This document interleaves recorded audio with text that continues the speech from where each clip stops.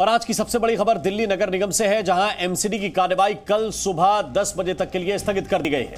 तो रात भर के ड्रामे, मारपीट और 14 बार हंगामे की भेंट चढ़ने के बाद आखिरकार सदन की कार्यवाही जब शुरू हुई तो फिर हंगामे की भेंट चढ़ गई, कार्यवाही स्थगित कर दी गई है। ये बड़ी खबर इस वक्त सामने आ रही है। लॉजिक दिए गए तो अगर कोई ऐसा लीगल रीजन सीधे आपके लिए चल रहे हैं, शैली ओबराय इस वक्त प्रेस कॉन्फ्रेंस कर रही है ही नहीं कि हम उस पर विचार करते हैं। नहीं, एक चीज ये है कि भाई आपने कभी ऐसा कभी सुना है? ये अपने आप में एक हास्यास्पद और तानाशाही पूर्ण मांग है। कहीं किसी बूथ पे वोट पड़ रहा हो और अचानक 100 लोग आए और वहां नारा लगाने लगे, कहने लगे कि साहब ये वोट जो अब तक पड़े इसको कैंसिल मानो और फिर से वोट कराओ। ऐसा कभी सुना है? मतलब ये क्या एक तानाशाही और गुंडागर्दी का आचरण है भाई। जिन लोगों ने वोट डाल दिया अपना, उसमें बीजेपी के भी लोग हैं, उसमें आम आदमी पार्टी के लोग भी हैं। उन्होंने तो अपना वोट डाल दिया ना, उनके वोट दोबारा कराया जाए, इसके कारण क्या है, क्या वजह है उसकी? अभी आपको मेयर साहिबा ने बताया कि भाई जो एक्ट है उसमें भी कहीं मोबाइल पर रोक नहीं है कि मोबाइल नहीं ले जा सकते। जबरदस्ती, क्योंकि हर चुनाव ये हार रहे हैं, मेयर में हार गए, डिप्टी मेयर में हार गए, स्टैंडिंग कमेटी में हारेंगे, तो हार से इतना बौखला। मतलब दिल्ली के 2 करोड़ लोगों ने हरा दिया, वो नहीं माना। मेयर में हार गए, डिप्टी मेयर में हार गए, वो नहीं पचा पा रहे। अब स्टैंडिंग कमेटी में हार रहे हैं, वो नहीं पच रहा इनको। तो मोटे मोटे तौर पे यही कारण है कि ये अपनी हार को पचा नहीं पा रहे हैं। दिल्ली के 2 करोड़ लोगों का जनादेश मानने के लिए तैयार नहीं है। और संविधान, लोकतंत्र और सर्वोच्च न्यायालय, तीनों को चुनौती अकेले ये लोग दे रहे हैं कि हम कुछ नहीं मानेंगे, हम जैसे चाहेंगे मनमाने ढंग से चलाएंगे। दूसरी बात, मान लीजिए कि 1 से वोटिंग शुरू होती है, फिर से 50 या 100 वोट डलने के बाद वो कह दे कि नहीं अब फिर से 1 से शुरू कराओ। फिर से 50 वोट डलते हैं, वो कहेंगे फिर से 1 से शुरू कराओ। फिर 50 वोट डलेंगे, वो कहेंगे फिर से 1 से शुरू करवाओ। क्या आधार है कि 50 वोट जो डल चुके हैं उन वोट को इनवैलिड करार करके, उनकी काउंटिंग को इनवैलिड करार करके फिर से वोटिंग शुरू कराया जाए? ये कैसा प्रेसिडेंट है? आप हमें लोकतंत्र में ऐसा प्रेसिडेंट दिखा दीजिए कि बिना किसी कारण के जिनके वोट डल गए हैं उनको कैंसिल करार कर दिया जाए। इस आधार पर तो कभी भी चुनाव नहीं हो सकता, क्योंकि हर चुनाव के बीचों बीच भारतीय जनता पार्टी खड़ी होगी, 200 वोट के बाद करेगी नहीं जी अब 1 से कराओ, अब फिर से 1 से कराओ। तो बिल्कुल लोकतंत्र की धज्जियां उड़ा रही है बीजेपी। मेरी भारतीय जनता पार्टी से एक अपील है, दिल्ली की जनता के जनादेश को स्वीकार करिए। आपने 15 साल एमसीडी में शासन किया, अब दिल्ली की जनता ने आपको बाहर फेंक दिया है, आपको चुनाव हरा दिया है, आम आदमी पार्टी को भारी बहुमत से एमसीडी में जिताया है। अब एमसीडी में आम आदमी पार्टी की सरकार बनने दीजिए, 5 साल हमें काम करने दीजिए, यही लोकतंत्र है।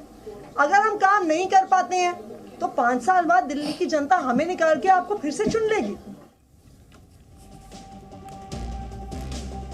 तो बीजेपी के पार्षद अमित नागपाल और बीजेपी मेयर प्रत्याशी रेखा गुप्ता पर सदन में एक्शन लेगा। क्या एक्शन लिया जाएगा, ये अगली कार्यवाही में बताया जाएगा।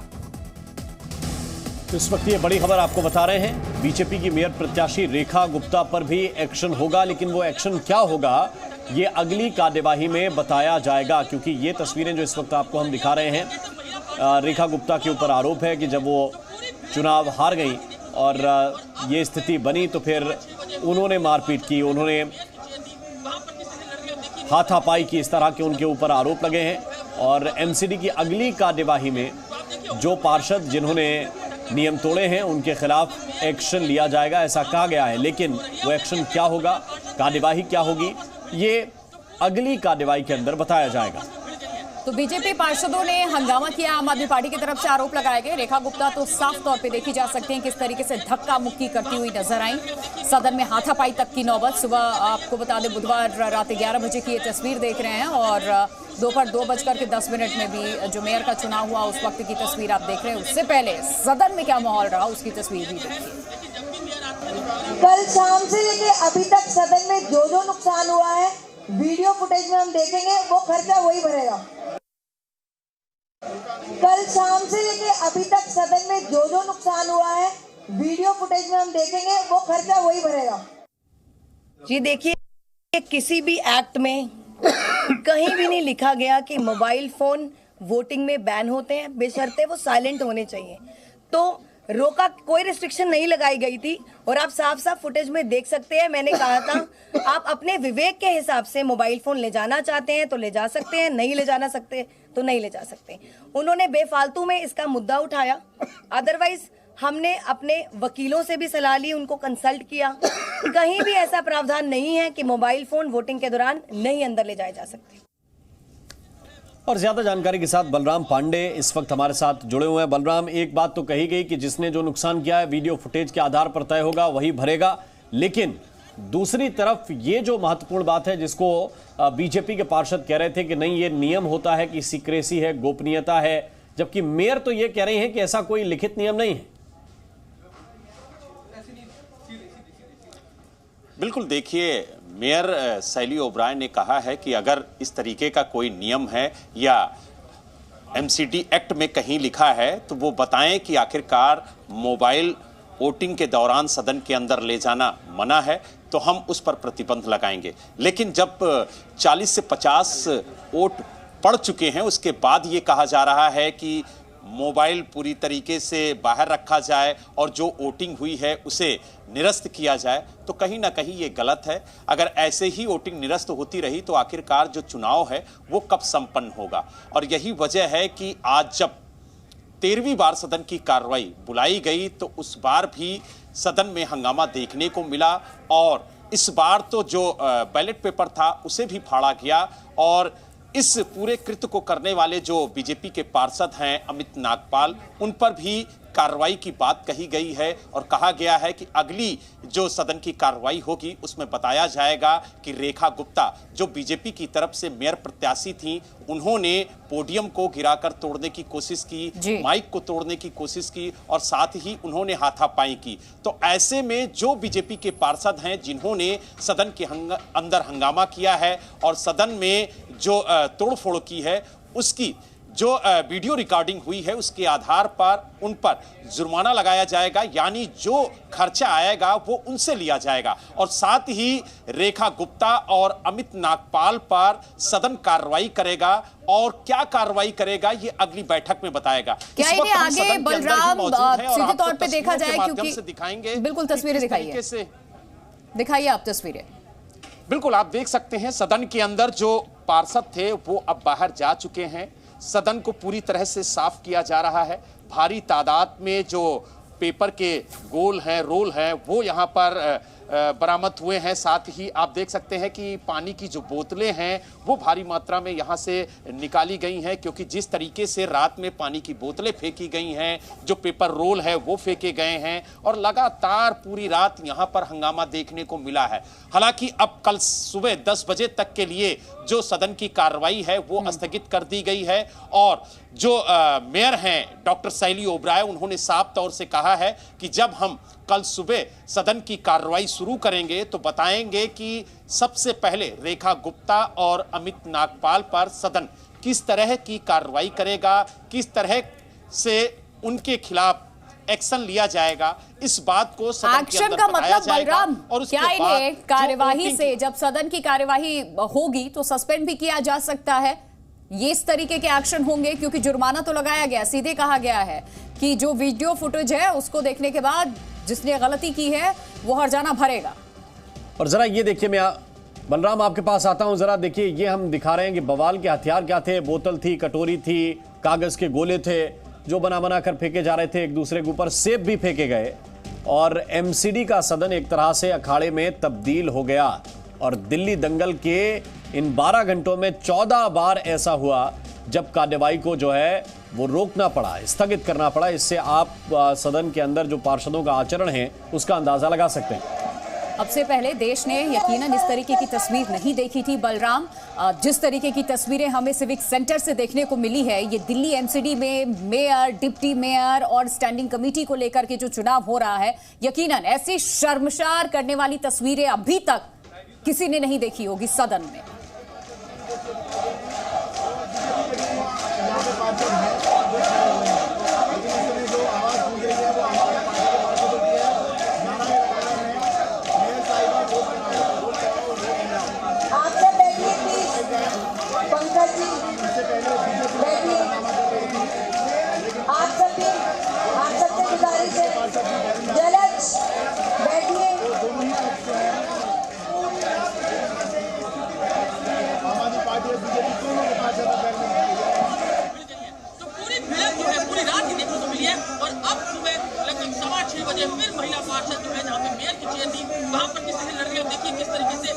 उनसे मारपीट कर रही है। पूरी मारपीट जो है वो इस समय जो सदन है उसके अंदर चल रही है।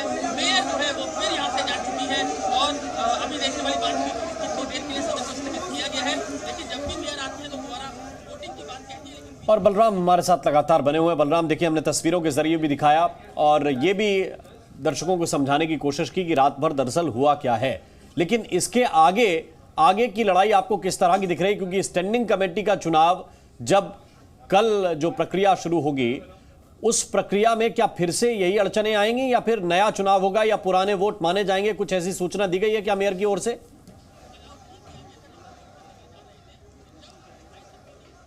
देखिए, दरअसल स्टैंडिंग कमेटी के 6 सदस्यों के चुनाव को लेकर के जो पेच है उसको समझना बेहद जरूरी है। दरअसल मेयर, डिप्टी मेयर किसी का भी हो, लेकिन जो स्टैंडिंग कमेटी का चेयरमैन होता है वो बहुत ताकतवर होता है, क्योंकि जो भी योजनाएं एमसीडी के अंदर बनाई जाएंगी, जो भी बजट पास किया जाएगा, उसकी file standing committee. We had to adjourn the house 13 times, and which is very shameful. They did not respected the house. They did not respected the constitution again. They did not respected the democracy again. So this is very much shameful. And again, we are expecting peaceful elections tomorrow also. They are saying that you are afraid of the cross voting. See, why we will be afraid? Delhi people have given us the mandate. We have the numbers. Why we will be afraid? In fact, they are afraid. They know they are losing because they have lost in mayor elections. They have lost in deputy mayor elections. So they. सदन में शुरू हो चुकी है। तो आप देखिए ऊपर महिला परिषद जो है वो फिर धक्का मुक्की कर रही है। जहाँ पे मेयर की चेयर थी वहाँ पर धक्का मुक्की हो रही है। संख्या बल तो हमारे पास पहले भी नहीं था। एक यहाँ है कि यहाँ पे किसी को वोट दे तो दल बदल कानून नहीं है। इस नाते हम वोट मांग रहे थे, अभी भी मांग रहे हैं, मगर जो भी निर्णय आए उसका स्वागत होना चाहिए, गाली गलौज नहीं होनी चाहिए। जैसे अभी मैं देखा कि जीतने के बाद भी आम आदमी पार्टी के एक नेता ने अपशब्दों का प्रयोग किया, तो ये तो लोकतंत्र में इसकी जगह नहीं है। मन को बड़ा करिए। ये हैं भारतीय जनता पार्टी की जो मेयर की कैंडिडेट रही हैं, काफ़ी सीनियर उनकी लीडर हैं रेखा गुप्ता जी। पिछली बार ये एमएलए की भी कैंडिडेट रही हैं। आप देखिए ज़रा किस तरह से तोड़े जा रहे हैं, माइक तोड़ रही हैं। आप देखिए किस तरह से माइक तोड़ रही हैं। इसके अलावा आप ये देखिए किस तरह से भारतीय जनता पार्टी के पार्षद बैलेट बॉक्स को उखाड़ रहे हैं, चोरी कर रहे हैं। ये हाल है। ये दिखाता है कि भारतीय जनता पार्टी पूरी तरह से फ्रस्ट्रेट हो चुकी है। मेयर और डिप्टी मेयर चुनाव हारने के बाद वो स्टैंडिंग का चुनाव नहीं कराने देना चाहते हैं और ये इस तरह की हरकतें कर रहे हैं जो कि पूरे की पूरी दिल्ली की जनमानस और जनता का जो वोट है उसका एक तरीके से अपमान है, निरादर है। तो अब आपको दरअसल बताते हैं कि स्टैंडिंग कमेटी के जो सदस्य हैं वो कैसे चुने जाते हैं। स्थायी समिति का गठित क्या है वो समझिए। सदन से 7 पार्षद मैदान में थे, 4 आपके और 3 बीजेपी के।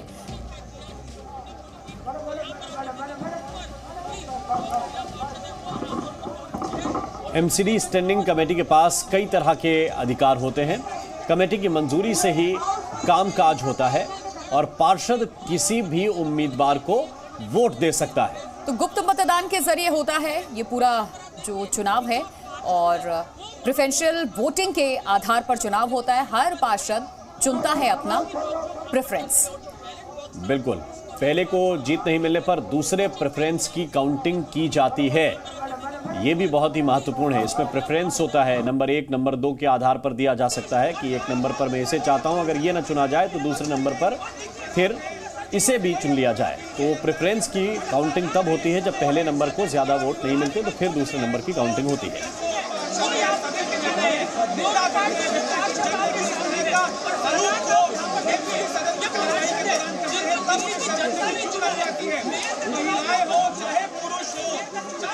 देखिए कैसे जिसके जो हाथ लग रहा था, पानी की बोतल हाथ लगी वो उठा करके एक दूसरे पर फेंक दिया, कागज का गोला बनाया वो एक दूसरे पर फेंका, यहाँ तक कि खाकर के सेब भी एक दूसरे पर फेंका गया है। प्राइस गिराने की कैसे कोशिश हुई है, उसकी तस्वीर भी देख लीजिए। माइक तोड़ दिया गया, इतने गुस्से में रेखा गुप्ता यहां पर नजर आई और यहां सारी मर्यादा वो लांघ गई, थप्पड़ तक जड़ दिया गया। ये देखिए।